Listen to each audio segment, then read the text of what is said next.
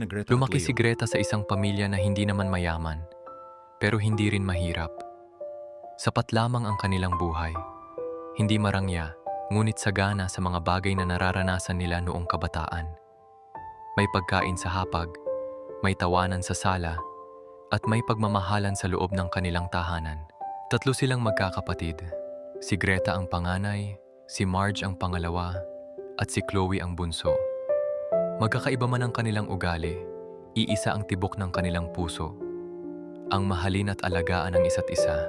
Ang kanilang ama na si Eddie ay kilala sa larangan ng sport at gaming. Madalas siyang wala sa bahay dahil sa mga laban at kompetisyon. Ngunit kapag siya ay umuuwi, nagiging masaya ang bahay. May mga kwentuhan, tawanan, at minsan ay sabay-sabay silang nanonood ng telebisyon hanggang gabi. Ang kanilang ina naman na si Marie ang ilaw ng tahanan. Siya ang tahimik na lakas ng pamilya. Kahit minsan ay kapos sila sa pera, lagi niyang sinisigurong may pagkain sa mesa at may pagmamahal sa bawat sulok ng kanilang bahay. Masaya ang kanilang kabataan.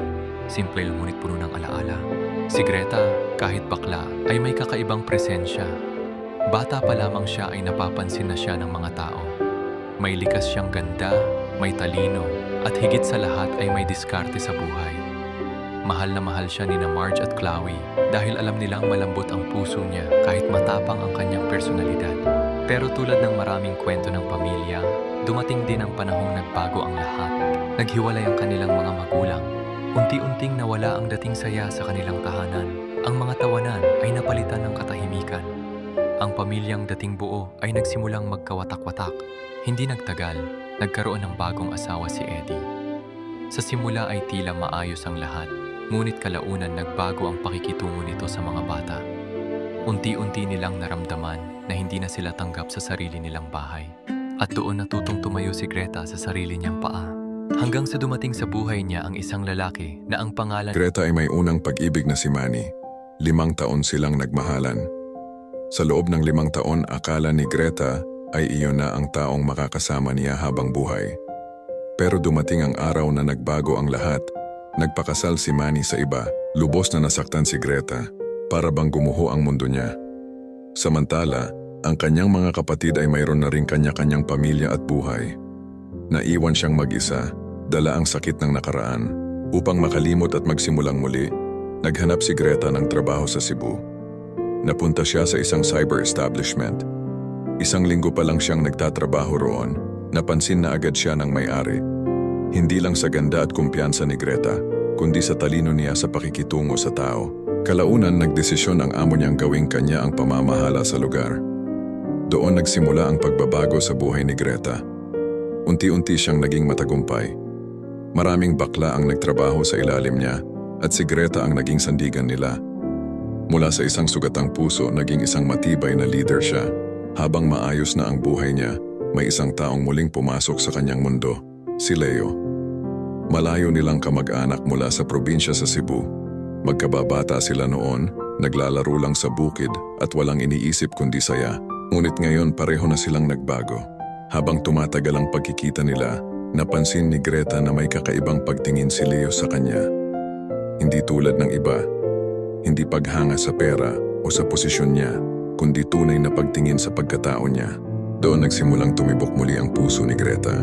Pero may twist.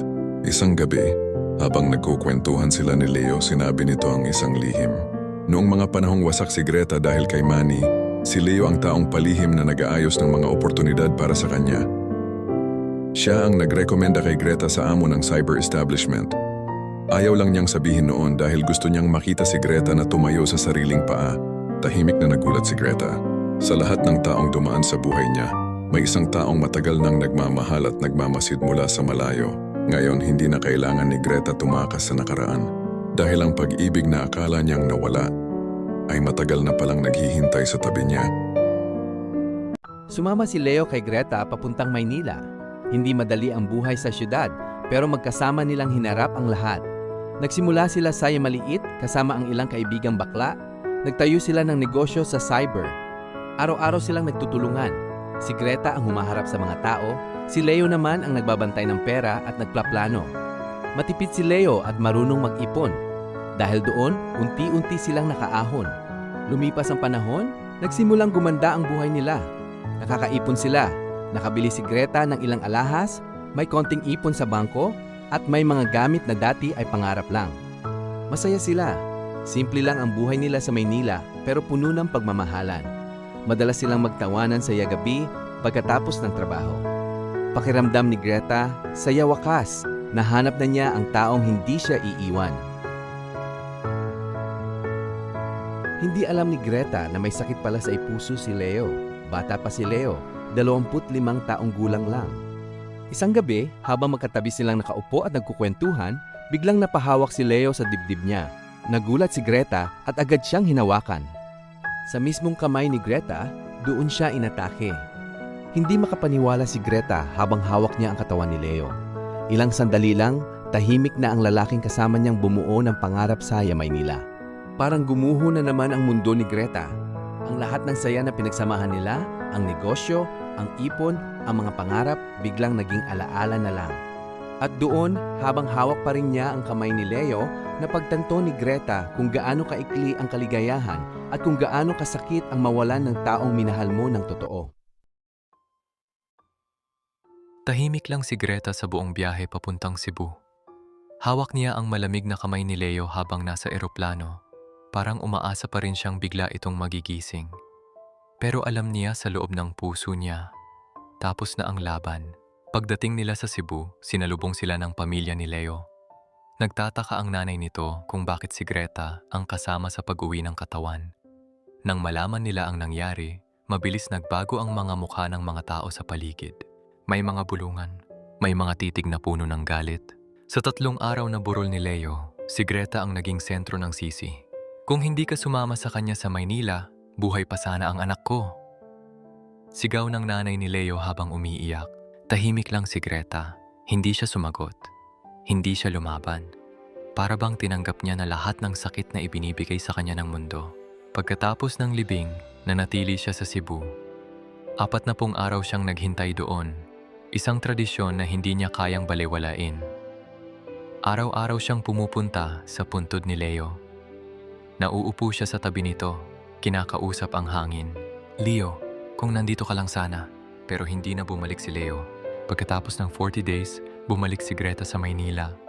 Pero hindi na siya ang dating Greta. Ang bahay na dati nilang puno ng tawanan, ngayon tahimik na. Ang negosyo na dati nilang pinaghirapan, napabayaan. Unti-unting nalulong si Greta sa gabi ng Maynila. Inom dito, party doon. Disko hanggang madaling araw. Sinubukan niyang lunurin ang sakit sa alak. Pero habang tumatagal, hindi na sapat ang alak. May mga taong lumapit sa kanya, mga maling kaibigan.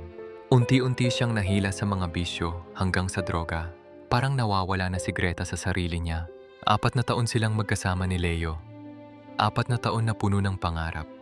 At ngayon, parang nawala ang direksyon ng buhay niya. Mas masakit pa ito kaysa noong nawala si Manny. Dahil kay Manny, nasaktan lang siya. Pero kay Leo, parang namatay din ang isang bahagi ng puso niya. Lumipas ang mga buwan. Pero kahit gaano siya kalayo sa sarili niya, may isang bagay na hindi nagbago. Halos linggo-linggo siyang umuuwi ng Cebu. Tahimik siyang pupunta sa sementeryo, uupo sa tabi ng puntod ni Leo. Minsan may dalang bulaklak, minsan wala. Kakausapin niya ang puntod na parang naririnig siya nito. Leo, miss na kita.